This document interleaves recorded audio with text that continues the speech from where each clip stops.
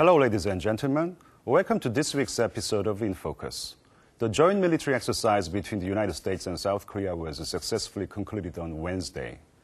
Although North Korea issued hardline rhetoric against the exercise, no further provocations followed the deadly Yeonpyeong attack, which is still rolling out its implications for the Korean peninsula. Let's examine the current situation and contemplate the future developments with our experts after the newsreel. South Korea and the United States successfully concluded their joint military exercise held in the West Sea to deter any further North Korean provocations following the deadly attack on Yeonpyeong Island. The high-intensity exercise carried out with the aircraft carrier USS George Washington and Aegis destroyers involved live-fire drills and an anti-proliferation drill. 적의 어떤 도발도 즉각 경멸하겠다는 굳은 의지를 가지고 앞으로도 한반도의 평화와 안정을 위한 한미 연합훈련은 지속적으로 계획되고 실시될 것입니다. Further live-fire drills by the South Korean Army are planned in the islands of the West Sea, including Yeonpyeong Island. Meanwhile, China and North Korea exchanged diplomatic visits, with Choi Tae-bok, Secretary of the North Korean Workers' Party Central Committee, visiting Beijing, while Dai Ping-kuo, China's state counselor, is said to be in Pyongyang. While it remains to be seen what consensus China and North Korea will reach, South Korea and its allies, US and Japan, also plan to hold a three-way discussion come Tuesday to discuss the North Korean issue.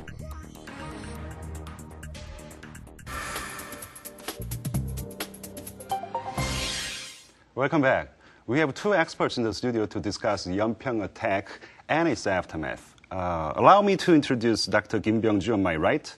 Dr. Kim Byung-ju is the chief executive of Kim, Lee & Partners Consulting. Thank you for joining us again. Thank you. And on my left is Professor Hong Young-pyo. Professor Hong is teaching in the Department of Political Science at Hanyang University. Welcome back to the program. Thank you. Let me start with you, Dr. Kim. After the Yeonpyeong incident, South Korean President Lee Myung-bak has been heavily criticized for not dealing with the situation in an adequate manner. So he made this special address to the nation on 29th, I guess. So how would you evaluate President Lee Myung-bak's address to the nation?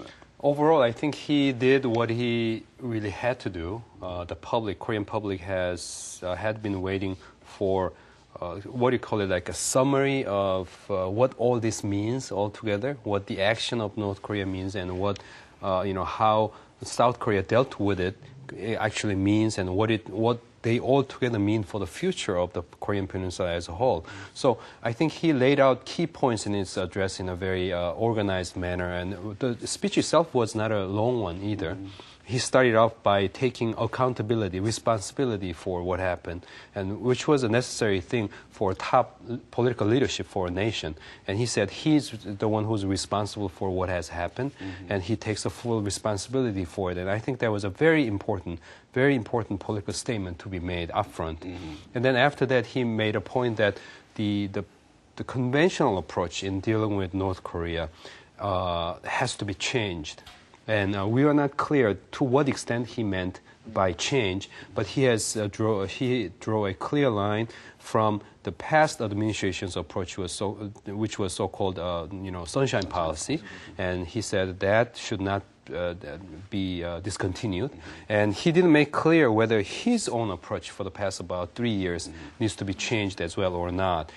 There was kind of fuzzy point on that, but however, he indicated that there is a strong need for change, whether from change from the previous administration or change from the current policies, whatever. But this was a very important turning point that South Korea faces down the road. So in terms of those key points that he made in his speech, I think the speech itself was a very timely one, even though I think we need further study or consideration or thinking about what his these new points have actually meant for the public here in Korea and our future of dealing with North Korea. South Korean mass public, South Koreans were very angry at the president because President Lee Myung-bak's response right after the incident was that, well, we have to take extra caution not to escalate the situation. Right. And we will apply stern measures toward the further provocation of North Korea in the future. But people are saying that this was a further provocation to turn an incident. Right. So we should have been more forceful this time, not next time. So what do you think about this line of criticism? Do you think this line of criticism can be justified? To be really realistic about the whole thing,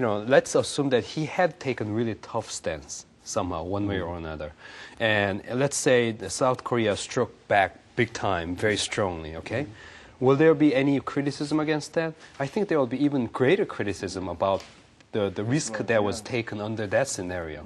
So this is catch-22 situation, and no matter what the political leadership does, is bound to be criticized. So the proper and accurate assessment of the decision that was made and the statement that was issued right after the incident, I think we still need more time to come up with that. Yeah. Well, yeah, I agree. Yes. Basically, I agree with Dr. Kim's observation. But the problem is that what will be the South Korean card to put pressure on North Korea? President Lee said that, well, we could not expect anymore the North Korean change for its own. But then, do we have any method to make change? So, but in that sense, I think we still have limitations. So there will be more discussions and controversies over that.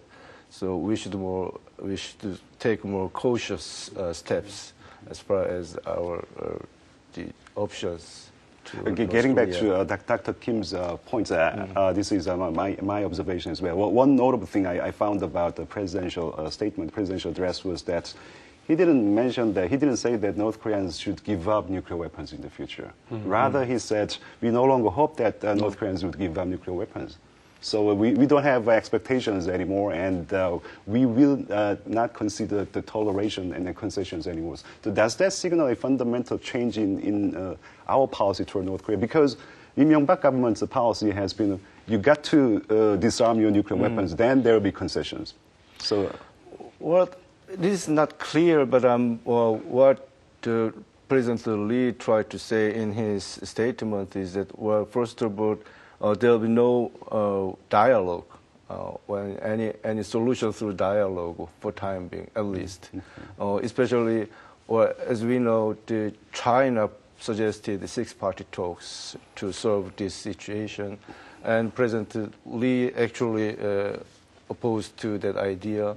And this statement formally confirmed that we would not participate in six-party talks, and it is quite difficult to solve the nuclear issues and North Korean provocation through dialogue or negotiations. That means that South Korea will take a firm stance against North Korea, and the South Korea government also expect the firm stance from the United States. So cooperation with the United States and Japan will put pressure on North Korea. Okay, I see. Professor Hong, let's talk about joint military exercise that was completed. A lot of analysts are saying that this exercise was quite successful. So in what manner was it successful? What are the accomplishments of this joint military exercise? Well, the most important thing is that the United States kept on the South Korean side, and it showed the military strength to protect further provocation from North Korea, and that it warned North Korea that if any further provocation, the U.S. will not tolerate, and it will cooperate with South Korea. So in that sense, it showed a firm alliance between South Korea and the United States in terms of deterring a provocation from Pyongyang. It also shows the firm stance from the U.S. and South Korea, and its message also goes to China. So the China should take some actions toward North Korea to solve this dangerous situation around the Korean Peninsula. In my own view, I think one of the most important point about the joint military exercise was sending a message to North Korea. I think that's, if there's anything that's really certain that has any bearing on the situation in Korean Peninsula right now, is perhaps the fact or knowledge that's close to fact that once North Korea engages itself in a total war, because of the commitment of the extended deterrence by the United States side, North Korean regime probably will be terminated. And I think that sending that message is very, very, very important because that's the last bulwark against any possibility of instability here. And during the military exercise was continuing, I was overseas and in one of those Asian cities, and then they were asking me questions, like they're talking about this possibility of North Korea striking back. And I was telling them, as long as the U.S., the aircraft carrier George Washington is in the area, there's no such possibility because this facility, the aircraft carrier can watch 1,000 different targets in North Korea simultaneously, and they can, send close to 80 to 100, airplanes all at the same time and cover the entire North Korean area. So there's no such possibility at all, and North Korea knows that. And I think that's very important as, actually, as a factor of deterrence. Before joint military exercise, North Koreans were threatening if you guys hold joint military exercise as scheduled, that will push the situation to the brink of war. Right. But we knew there was they were totally empty words because there's nothing they could do about it. And just making sure that North Korea understands if they do anything that's getting close to total war, there will be the end of their system. So I think that message is very, very important. So the exercise was complete without further North Korean military provocations, but analysts are saying this doesn't mean that North Koreans have forsaken further military options towards South Korea. Right. Actually, it is more likely for North Korea to launch another provocation. Maybe it could offer them excuse for launching another small-scale attack like those. But ultimately we are all concerned about the total war. And I think for that, serving that purpose, I think that military exercise, in my own view, has served greatly in that sense. No matter what people say about, how it has agitated China and others and all that. But thinking about the ultimate goal for our survival and peace here, I think that was important. And I think North Korea will. I don't think North Korea will take a further military action for time being. Well, first of all, North Korea, I think they might think that this action was quite successful, while a further action will brought a side effect or negative influence on North Korea. And secondly, highly probably, China will try to persuade North Korea not to make further actions in near future, because that kind of action can make a quite big burden not only to North Korea but also to China. Some analysts are saying that the further provocations could come in the form of a terrorist attack on, say, airport or stadium. Possible. Or assassinating of key figures in South Korea. I mean, the most important thing to South Korea is to make quite good relationship with the United States. So in that process, they make quite provocative actions like this. But the ultimate goal of North Korea is to improve relationship with the United States. And one of the steps which was taken was to remove North Korea from the list of the terrorists in the United States. But that kind of terrorist action means that the United States will again list North Korea on the terrorist states. That means a quite good impact, a negative impact to North Korean foreign relations. So I don't think North Korea will take a terrorist actions this time. Let's talk about the diplomatic initiatives of China first. China, once again, being very ambivalent, not criticizing North Koreans this time again.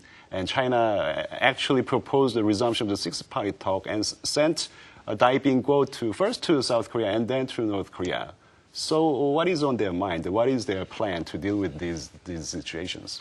What they have in mind is something that we'll have to, wait to clarify. But I think what China did this time was unintentionally expressing their desperation, if you will, or they showed their lack of leverage against North Korea. Because what was happening was, first time, we have to recognize that Seoul has gone through a roller coaster in dealing with China right after this incident. Right after the incident, they canceled the visit of Foreign Affairs Minister to Seoul. And at that time, Seoul was feeling very disappointed.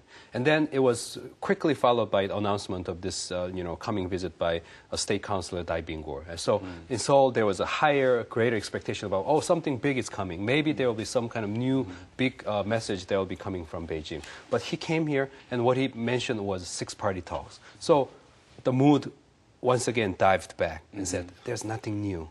And I think that was the real final point when Korean public realized that Beijing, as of now at least, doesn't really have an important or serious card to play to make this overall situation better. All they could was repeating the same old line of the need for six-party talks. So they try to show that they're an important party involved here, but then again, the card that they played showed they're quite limited.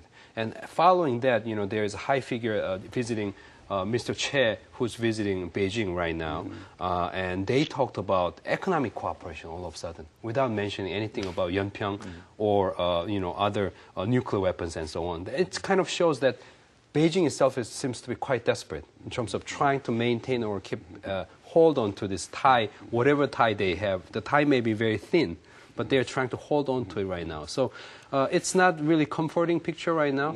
And if somehow Beijing had shown some kind of bold moves or had issued some bold statements, I think it will be more comforting to us, knowing that Beijing is at least a party that has some leverage over Pyongyang. But it doesn't seem to be the do you case. see any chasm developing between China and North Korea, any rift between China and North Korea? Because after China proposed resumption of the six-party talk, Lee Young-ho, he's North Korea's chief of the general staff, he said, he's reported to have said that we don't need six-party talk. All we need is the strength of our leaders. So does that mean that there is a rift between, or does that mean that there's a bit of a conflict of the interest between North Korea and China? First of all, I think we never believe words that are issued by North Korea, right? When North Korea says they want six-party talks, we can never be sure whether they really want the six-party talks. Just like when they said the six-party talks is no good, we don't know. We can't believe their words. So whatever the words they issue, I think there is no reliability in believing what they say is what they believe. But so far, I think there is a consensus or agreement among analysts that the reason why North Korea is rattling the whole situation right now is because they want discussion or dialogue with the United States.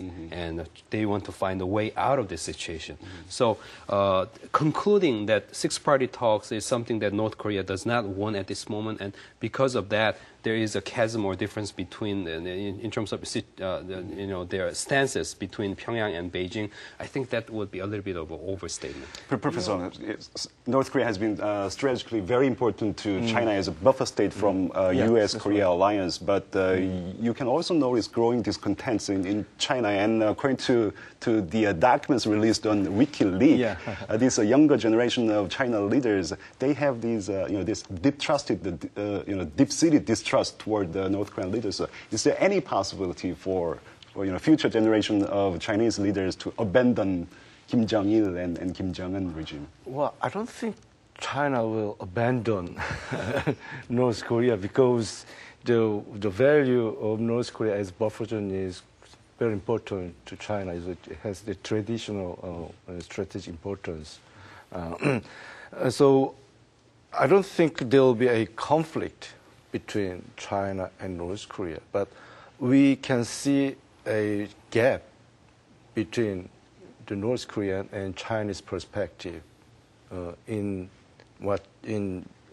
carrying out their policy on the Korean Peninsula, and especially as far as the nuclear issue concerned, while North Korea wants to recognized as the nuclear power by surrounding countries, while China prefer a denuclearized North Korea. So, well, as far as China is concerned, there's two important aims on North Korea. The first is political stability as a buffer state. And the second one is the denuclearization. So the best scenario for China is a denuclearized, stable political system in North Korea. So in the sense, North Korea, as China keep emphasize the six-party talks and the dismantling of North Korean nuclear weapons. But North Korea, although they also can participate in the six-party talks, they will keep on arguing that the North Korea is a nuclear power. So in that sense, we can see some gaps between China and North Korea.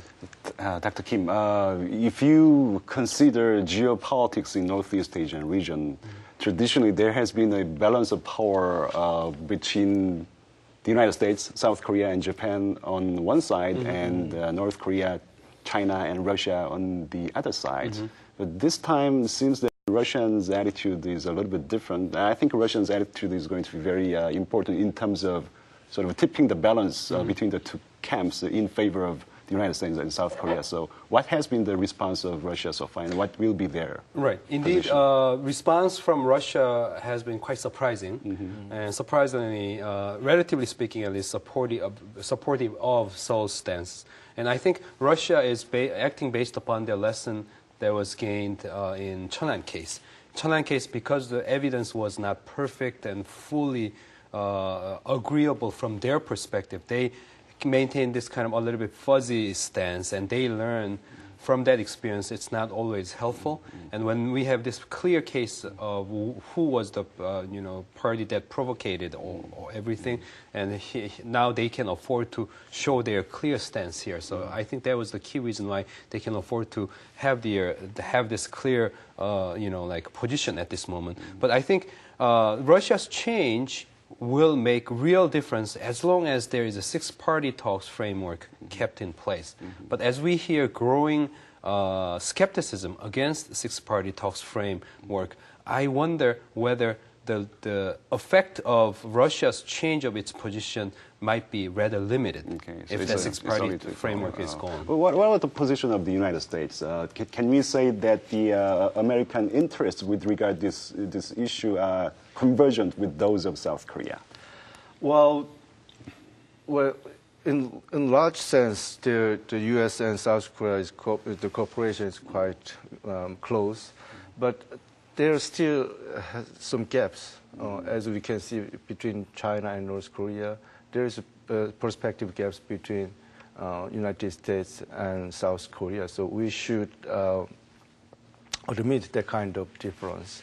And especially as far as again the nuclear issue concerned, United States the first priority put on the nuclear issues in the Korean Peninsula, while the South Korean perspective put on the relationship with North Korea itself. So I think at the moment the U.S. also do not expect the North Korean gave up of the nuclear weapons, but still the U.S. also think a six-party talks is still a useful formula to talk about the six-party talks and to show the world that the U.S. is doing something. So in the sense, is it possible that the U.S. try to resume the six-party talks after some times? So in the sense, the South Korean government should prepare for that scenario when the U.S. also try to resume the six-party talks. Okay, I see. Very briefly, Dr. Kim, how should we proceed from now? I suppose as a result of President Lee Myung-bak's latest statement, I think we have this narrow window of opportunity for seeking new direction here, but then again, we may just miss that opportunity and go back to the older cycle of six-party talks, as Professor Hong just mentioned. But that narrow window of opportunity is something where we can just find a new direction. And one may argue that just like the sunshine policy of the past two administrations have not produced much results, the efforts under the current administration so far have not produced as much result either. One may argue that. So while this current administration is in the office, I think it can indeed seek a new direction.